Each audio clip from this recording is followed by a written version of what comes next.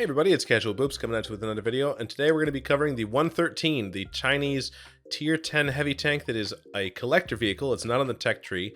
That's right, while everybody else is talking about tanks with boosters and rocket launchers and shit like that, we're just going to talk about this tank. It's been around for a long time.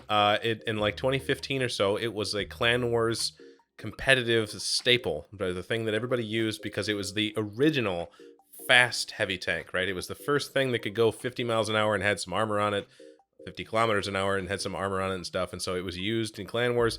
It is not really used anymore, even though the tank hasn't gotten any worse, really. It's just everything else around it has gotten just better. And so as soon as the 5A came out, that replaced this, and then there's the 277 also, and then the Chieftain came out, and there was one ring to rule them all. So anyways, the 113 is still a great tank, though, and if you have any Chinese Tier 10 heavy tank, or you have any Chinese Tier 10 tank researched, you have the ability to go in and buy this thing. You do need your own crew for it, right? It functions just like a tech tree tank, but it's not whatever. Or you can go ahead and buy the one with face paint on it, the 113 Beijing Opera, when they made it available. But it's a copy. It's just a copy with some silly paint on it. Not even a 3D skin, like really? But anyways, the tank is pretty solid, and we'll get into it now before we're talking about showing the video. So, okay, here we go. All right, so we're gonna look at the stats of the 113, and I'm gonna compare it right away to the two tanks that kind of usurped it, right? The 5A and the 277. Which, by the way, I don't necessarily think that I mean, they are probably better, but they're not so much better that like the 113 isn't playable and fun. But anyways, in Clan Wars, it's every little bit. You're looking for every tiny competitive advantage that you can possibly get. So because these do most of what the 113 does, at least as good as the 113, and then they do some things better than the 113, they were then picked over the 113, and nobody cares about the 113 anymore. But it's still solid. But anyways, so you will notice it has a 440 average alpha gun, which is not as good as 490, and these two tanks have 490. And it also, the tanks basically have the same DP, or the 5A at least, has this almost exactly the same DPM. And you're starting to see just right here, like, why would I play a 113 when I can play a 5A that hits harder and has the same DPM? Good fucking question. I don't know. It's balance. And the 5A has 340 penetration on the heat rounds, which is great. And the 113 has 340, so that the penetration is the same. 277 is better standard pen, but I think that's also 340. So you can see in that way they're comparable, but you lose out on that alpha, which does make a difference. The shell velocity, whatever. The big thing though is accuracy. Like, the accuracy on the 113 is not bad, but again, why would you do that? Why would you deal with that for 440 alpha when you can have almost the exact same accuracy and hit for 490? So these are the things that have really kind of made the tank a little bit more, made the tank kind of obsolete in competitive scenes, right? And I will say the gun depression of 7 over on the 113. I'm not sure that's completely accurate. I'm pretty sure that's yeah, it's 5 over the front and it's 7 over the sides. So it's really, unless you're positioning very carefully, it's 5. The gun depression is 5 over the front, and the 5A has 7 degrees over the front. So you get better gun depression with the 5A. So this is a bit of a misnomer. It's got better gun depression, almost the same, slightly worse gun handling, but you can fix this. And so anyways, so you can see here by looking at this why the 5A was chosen kind of over the 113, even though, if you look at these stats, you can see that the 5A is just a little bit slower, right? Same exact ground resistances, right? Almost exactly. But at the same time, you get, it's like, it's got better power to weight. So you are going to be faster in a 113 than you are in a 5A, but it doesn't matter. The firepower is just that much better. 277 is it's almost as fast. I think it's actually probably faster because it's got slightly worse power to weight, but also better ground resistances. So the 277 is probably, but again, if you were to race all these things, they would all be very close, right? So this isn't really a big deal. Armor-wise, we'll get into that. I mean, it's the 277 has the best, most solid turret, but it doesn't have that great of gun depression. The 5A has 7 degrees of gun depression, but it also has big cupolas. But at the same time, I'm pretty sure the 113 also has cupolas, right? So the 5A has these, right?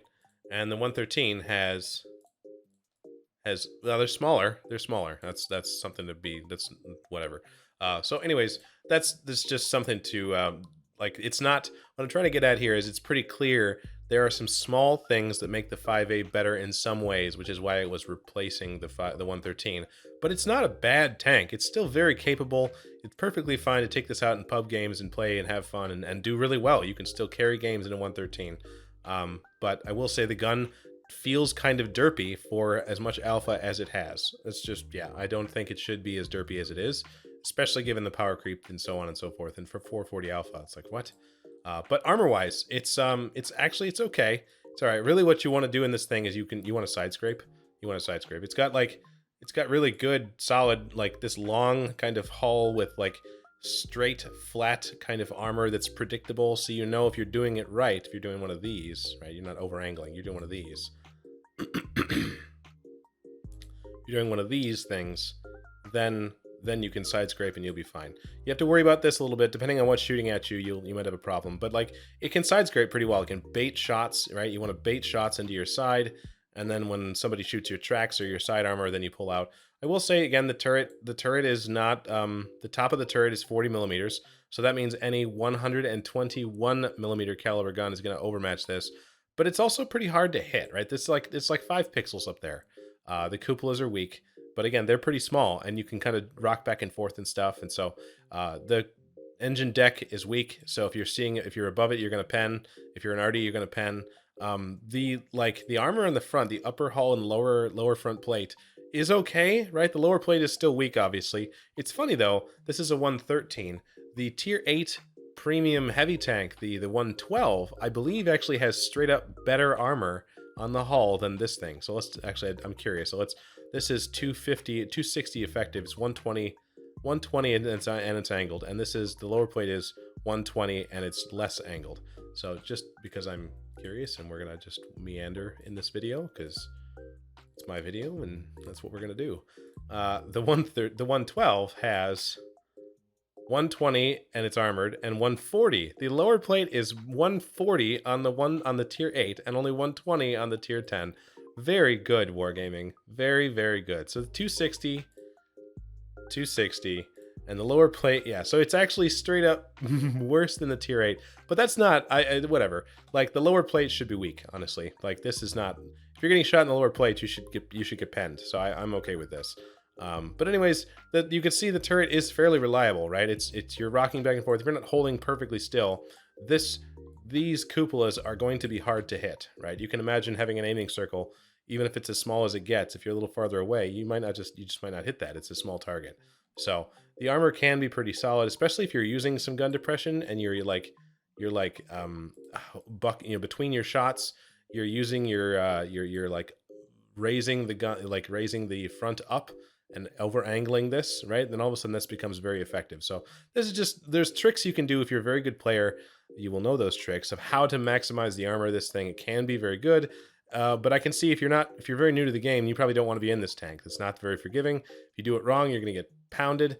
But yeah, that's all right. So we'll get into the actual, let's see, the equipment and build and so on and so forth. Always the all-terrain suspension. Always the parallax adjustment. I'm always picking view range. Either view range or nothing at all, right? That's just, it does have a fairly, like the crew is a 4-man crew, which is fairly standard. And the radio man is the loader, which is okay, right? It's not, at least it's not everything stacked on the commander. So it's not hard to get decent view range or get the view range skills, especially, and 400 meters base view range is pretty good too. So anyways, so with that, we're going to do this. And then I could see this going either way, right? There are some people that will, and in fact, the replay we're about to watch are leveraging things a little bit differently than me. I personally value the like having a gun that hits things. For me, that's just so important. I value accuracy over everything else. So I would pick a firepower slot. This one is stupid. This is like, it's overpowered. There's no reason ever to not pick the +4 to top speed. Or nothing at all, because nobody ever in their right mind is going to lose 4 kilometers an hour for top speed. You just never pick this. So this is terrible balancing. So always pick this one, especially on this tank because it's fairly quick. And then this one, I'm probably going with hit points because it's you need to You need to live. You need to live. Yes. Food, right? Now, for me, I like, again, I like having the gun that hits things. So I'm actually focusing on this, and then a V-stab, and then a rammer. And this is how I will probably run it. And if you have a decent crew and you have some view range skills, then you can still get pretty good view range, and now this gun is actually pretty well behaved. This is how I would run it. But I will also say that there are like there's something to be said for leveraging the speed, right? Really good players care more. I don't know. They're just able to put themselves in positions that they can make the lack of gun depression or lack of gun stats work. For me, that's not it. But like what I've seen other people do is they do something like this, and well, you wouldn't do it in this order. You would do this, and then this. This is what we're about to see. This loadout, and I can see the appeal, right? You get up to 60 almost, and you know 0.32 is still reasonable. Like these soft stats, you can wait and they will go away, right? So I can see the appeal here, but this isn't necessarily where I would go because derpy guns piss me off. I'm not going to do this one. But if you don't have a very good crew, let's just say you don't have, I don't know, any of these perks. Let's say your crew sucks. In that case, I would probably then just go with like, you're pretty standard, right? You're pretty standard, like, this. Will this get you there? I think I might go with this, honestly, just because, or even optics. If you can get a view range skill, that'll get you up and you can take down the optics. If you have nothing, this is your answer, right? But if you can get a view range skill and so on, and maybe you run the food and stuff, then all of a sudden you can get up to 445 and past it. Maybe if you get like one view range skill, then all of a sudden you can do this, and you have 460 view range, and this is sport. This is good. This is where I would go. But play with it a little bit, right? You can see the gun's a little bit derpy, especially given 440 alpha. This is the part that's annoying. Like, I don't feel like the gun should be as derpy as it is given the alpha that it has. But also don't be afraid to tap 2. Because a standard pen 249 on a derpy gun is kind of lackluster, you know? So anyways, that pretty well covers it. Let's get into the game. All right, so we're going to be starting out watching December playing his 113. And if you saw, I don't know if I'll edit this out, but he's got hardening, he's got a pink turbo, and he's got a purple rammer, really trying to maximize the speed, the hit points, and the DPM without, you can see the gun is kind of derpy. So know that if you decide to go for damage, or if you decide to go for gun stats or whatever, you're looking at this tank and the gun feels really derpy to you, know that December did not pick any equipment that would help the gun behave. So anyways, with that being said, you can see he is able to get into position as fast as a medium tank. It is pretty remarkable, right? The speed on this thing is pretty legit. He's going to take this pretty aggressive and good position, right, where especially when he's looking down like he is, he's able to use that, strengthen his armor, right, and if someone is trying to be aggressive, then he's going to get the first shot and be able to pull back and probably get that for free. But also there's not a lot, like, everybody's going to C1 and B1 and stuff. Not a lot of people coming out this way, not a lot of people coming to help him either. So this is a tier 9 game. There's it's Serene Coast with 2 RD on each side. So, like, obviously December is a very good player. He's way better than me. But if it were me, I would be thinking about leaving this position because there's just, there's nothing here, and then all of a sudden derpy gun, and you can see, right? You can see how, like, the gun it's just derpy. It just is. So this is what you get, right? But December has chosen to do this, right, intentionally. And oh, I thought he was going to reverse sidescraping there for a second. That was about to be something to talk about. But anyways, you can see if he's skirting the ridge line like this, again, very quick. You can see how fast the thing is, and he's definitely accentuating the speed. He's got some. It's hard to. There's not like a good, clean target to hit. And oh my God, Artie, thank you. Yes. So the armor on this thing can work, and you can see he's trying to use that 7 degrees of gun depression, but to get over this hill, the only way he's going to hit that T30 is if he's very clever with this hillside. But he's pre-aiming. This is just a bad news. And the Panzer 7 is trying to go heads up with this 60 TP, so this is just going to be not fun. Oh, look at that. Oh my god. And you can see, he's, oh lord, here. So now he backs up. We're going to try to get this, turn this into a 1v2. Because I don't know what this Panzer 7 is doing. He's like turning his entire tank around. I don't understand. Please help me understand what this Panzer 7 is doing. Throwing games is what he's doing.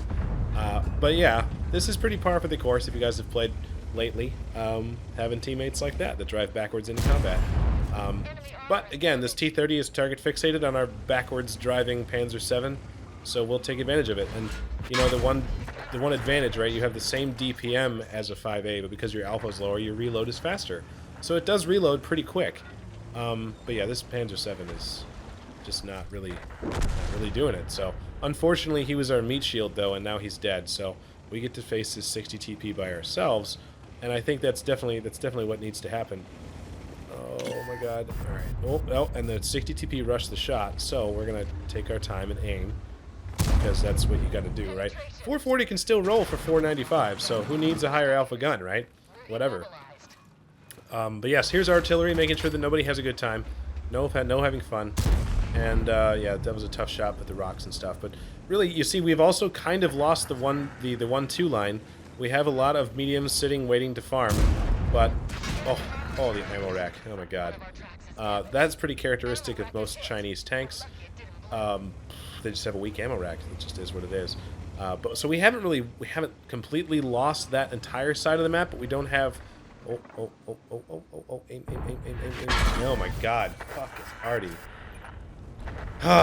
Fair and balanced and fun, and that was a good, he had fun. Look at how much fun he had at our expense. That was such a good time. But he's dead now, so that's good. Still stunned, and look at the amazing, oh my god, Becky, look at, there we go. Good fucking god. Now, our repair kit is almost up. And there we go, and now we're not stunned anymore. We haven't, like I said, we haven't totally given up the other side of the map.